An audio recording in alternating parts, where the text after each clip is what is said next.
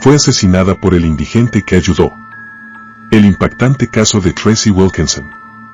En una fría mañana de marzo de 2017 en Stourbridge, un acto de generosidad pasado se transformó en tragedia cuando un indigente al que Tracy Wilkinson había ayudado meses antes irrumpió violentamente en el hogar familiar. Mientras Peter paseaba al perro, el agresor atacó con un cuchillo, dejando 2 víctimas mortales dentro de la casa y a Peter gravemente herido en el jardín.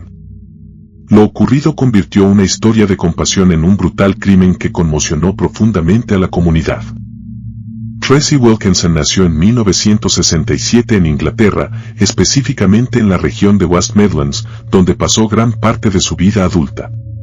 Provenía de un entorno familiar estable y tradicional, casada con Peter Wilkinson, un empresario exitoso en el sector industrial.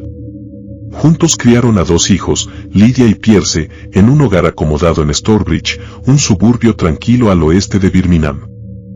Tracy se destacaba por su personalidad cálida y altruista, siempre involucrada en actividades comunitarias y de iglesia, donde promovía valores de empatía y ayuda al prójimo.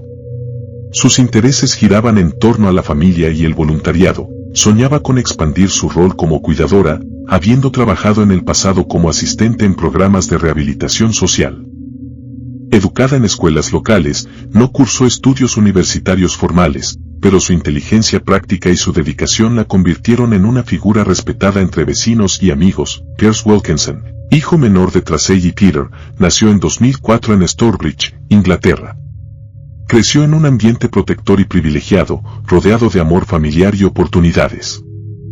Su personalidad era alegre y curiosa, con un temperamento amigable que lo hacía popular entre sus compañeros de escuela secundaria local, donde estudiaba con buen rendimiento académico. Interesado en deportes como el fútbol y en actividades al aire libre, soñaba con viajar por el mundo y quizás seguir los pasos de su padre en el mundo de los negocios. Como adolescente típico, disfrutaba de videojuegos y tiempo con amigos, pero también mostraba una madurez temprana al participar en eventos familiares y comunitarios junto a su madre. La familia Wilkinson representaba el núcleo típico de la clase media alta británica, con Peter al frente de una empresa dedicada a la fabricación de productos industriales, lo que les permitía una vida cómoda en una casa espaciosa con jardín. Lydia, la hija mayor, nacida en 1999, estudiaba en la universidad en ese momento, alejada del hogar durante el incidente.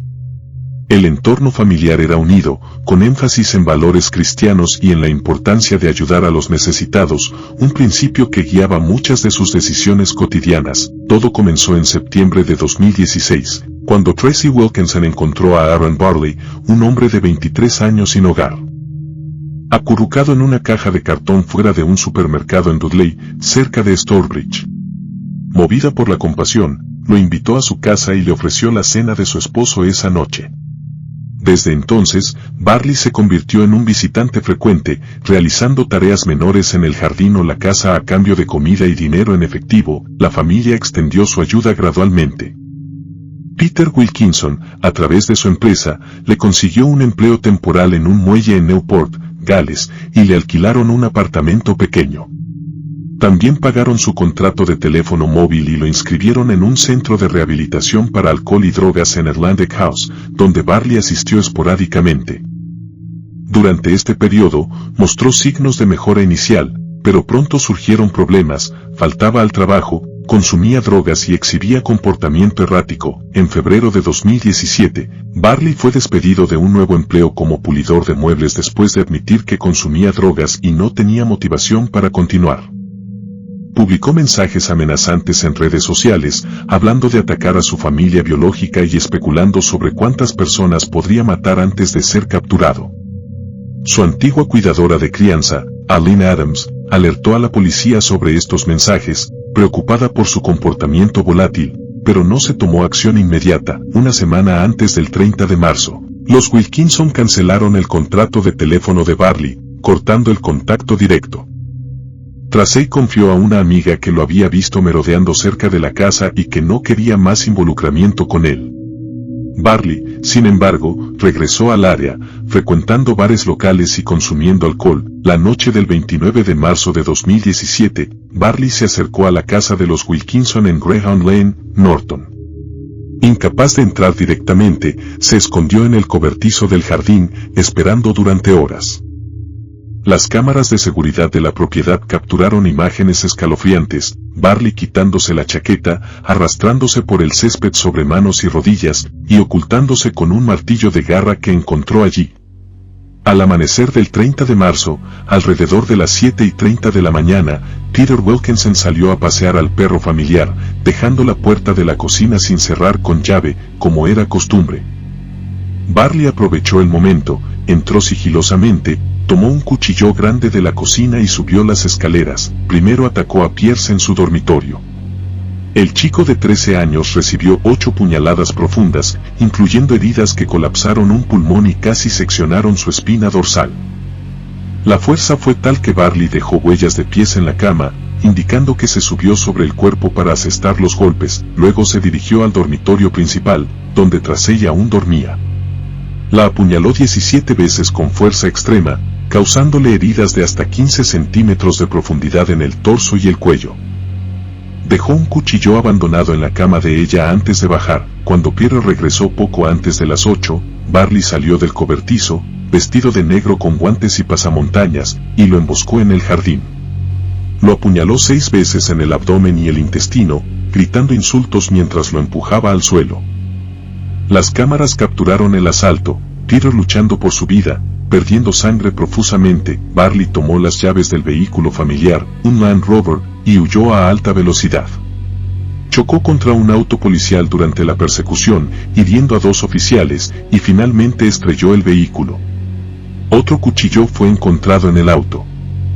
Fue arrestado en el lugar, sin resistencia inmediata, pero en custodia intentó morder y golpear a los oficiales, requiriendo equipo antimotines para su traslado. La investigación policial inició de inmediato. Las cámaras de seguridad proporcionaron evidencia clave: imágenes de Barley merodeando la noche anterior, arrastrándose por el jardín y atacando a Peter. Testimonios de voluntarios en el centro de rehabilitación revelaron que Barley había expresado deseos de matar con un cuchillo, incluyendo a un oficial de policía y un guardia de prisión, pero estos fueron descartados como fanfarronadas inducidas por drogas. Aline Adams testificó sobre el pasado inestable de Barley, huérfano a los 6 años tras la muerte de sus padres, padre por cáncer a los 4 años de Barley, madre por ataque cardíaco 2 años después. Criado en múltiples hogares de acogida, con historial de violencia desde los 12 años.